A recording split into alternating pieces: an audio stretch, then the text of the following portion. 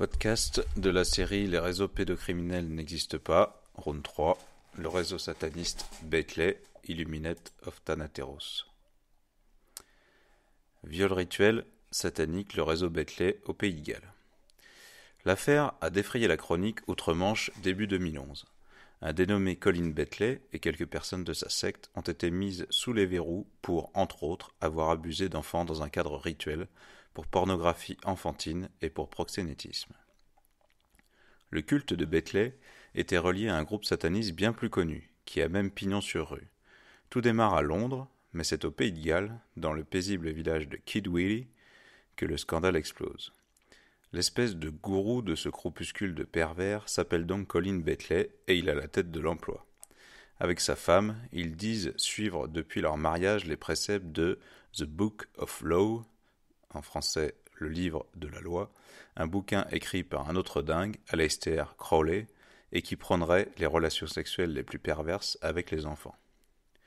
En 2010, une adolescente de 15 ans, appelée Britton, dans les rares médias qui ont parlé de l'affaire avant le procès, a expliqué à la police qu'elle servait d'objet sexuel lors de cérémonies occultes durant lesquelles elle était violée par tout le groupe à Kidwelly et à Londres. Elle désigne Bethlehem, mais aussi sa femme Hélène, et 4 autres femmes qui vivent tous dans la même rue bordée de pavillons en briques. Les 5 personnes, avec un dénommé Vincent Barden, âgé de 70 ans, et qui ne faisait pas partie du culte, ont été les seules mises en cause dans cette affaire. Et les médias ont été étrangement bien silencieux sur les étapes de cette affaire qui ont précédé le procès.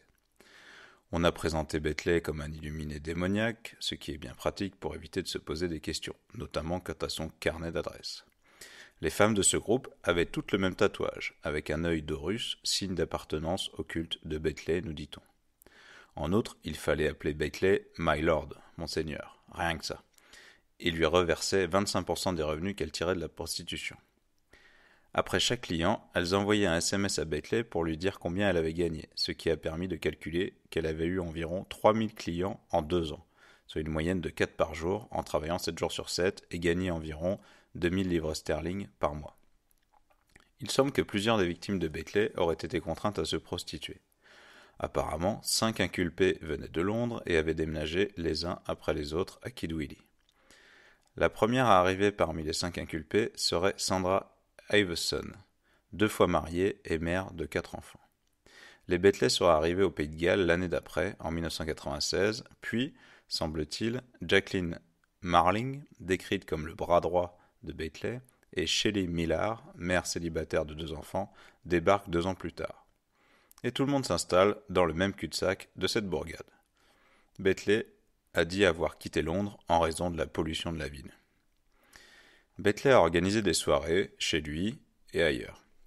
Les adultes se mettaient en robe mauve, des serpents étaient mis dans la pièce, un autel, des bougies, de l'encens, et tout le protocole faisait également partie du décor, histoire de mettre l'ambiance. On obligeait des mineurs à être violés, par tout le monde, les femmes comprises, et la soirée finissait en orgie sexuelle, parfois filmée. Il va sans dire que les mineurs étaient menacés de mort pour qu'ils s'exécutent. Hélène Bethlehem a expliqué au tribunal qu'une fois, elle a fait des robes pour les porter lors d'une célébration de la fertilité chez eux en odeur de la terre-mère. Soirée à la fin de laquelle les adultes ont abusé de mineurs. Bethlehem, qui, après, a eu un job dans la sécurité chez Tesco, une chaîne de supermarchés, était officiellement inscrit au chômage, menait cependant un train de vie incompatible avec les indemnités du chômage. D'où venaient ses revenus? Officiellement, de la prostitution de Shelley Millard notamment, mise sur le trottoir de Bristol. Les femmes servaient aussi de rabatteuses pour amener des mineurs dans leurs soirées glauques.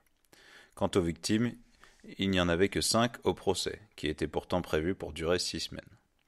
La jeune femme de 20 ans qui a été violée depuis ses 11 ans, ainsi qu'une autre femme âgée en 2011 d'une trentaine d'années, et qui est en fait leur nièce, qui dit avoir été violée lors de ses 15 ans, car elle était menacée elle aussi par Bethlehem.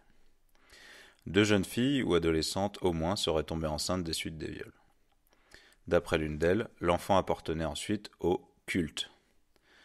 Malgré qu'il ait nié en bloc les 33 chefs d'accusation qui pesaient sur eux, les Bethlehem ont été reconnus coupables de 35 infractions sexuelles sur des enfants et des jeunes adultes, dont seulement 11 viols, et a été condamné à une peine de prison indéterminée afin de protéger le public, entre guillemets, mais d'une durée minimale de 22 ans. Sa femme a pris 8 ans. Le Illuminates of Thanateros Temple. Le culte de Bethlehem était relié à un réseau plus large de pédophiles satanistes. D'après un certain Nathanael Harris, son père Robert était sataniste et lié au réseau de Bethlehem. D'après ce témoin, victime lui-même d'abus rituels dans son enfance, Bethlehem dirigeait un truc appelé Temple of the Illuminates of Thanateros. C'est un groupuscule qui a été fondé à la fin des années 70 et croit à la magie du chaos et à des pratiques occultes. Leur théorie reprend un peu d'Aleister Crowley, un peu de chamanisme, un peu d'autres croyances. D'ailleurs, Bethlehem avait trouvé la réincarnation d'Aleister Crowley dans un gamin de 6 ans.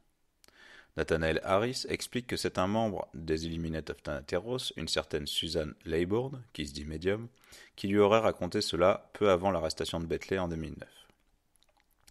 Harris a été membre de l'IOT, Illuminate of Thanateros, jusqu'en 1999. Harris explique aussi que Colin Bethlehem s'était vanté quelques années avant son arrestation d'avoir été à Rockdale, le QG du député pédophile Cyril Smith, ami de Jimmy Savile et adepte des partous dans les orphelinats. Vous pouvez voir d'autres articles sur le sujet dans la même série, à propos de Cyril Smith, Rockdale et Jimmy Savile. On apprend au passage que des messes noires étaient organisées dans cet orphelinat. Harris explique que si les voisins de la bande de Bethlehem, dont un ex-commissaire de police et un ex-haut religieux, n'ont rien vu, c'est parce qu'ils étaient impliqués. Et pour Harris, le réseau continue ses saletés aujourd'hui. En 2012, un jeune homme, membre de l'IOT, aurait contacté Harris en expliquant qu'il était persécuté depuis des années par un réseau pédophile du nom d'IOT, c'est-à-dire Bethlehem, et de quelques autres grands prêtres du dit groupuscule. De fait, l'IOT pratiquerait les abus rituels d'enfants. Au moment où Bethlehem était membre de l'IOT, celui-ci était dirigé par Nicky Weird et Peter Mastin. Il reste des questions en suspens. On ne parle officiellement que de viols de mineurs de plus de 15 ans.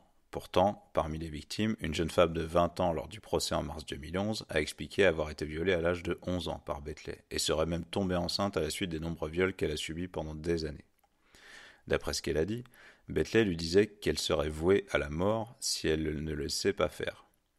Quant à la victime âgée de 30 ans et violée à 15, les faits remontent donc à 1996.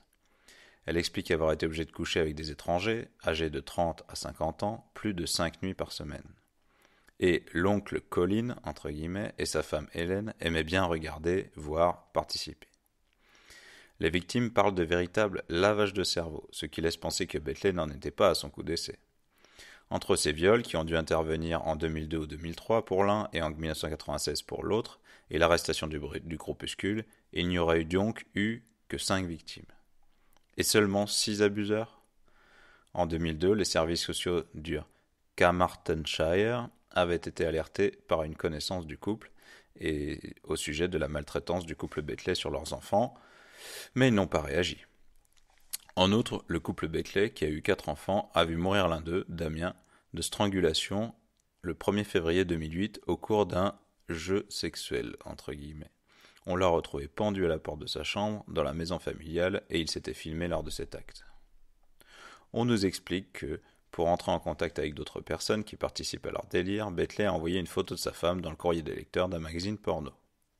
Marling et Millard auraient été recrutés de cette manière.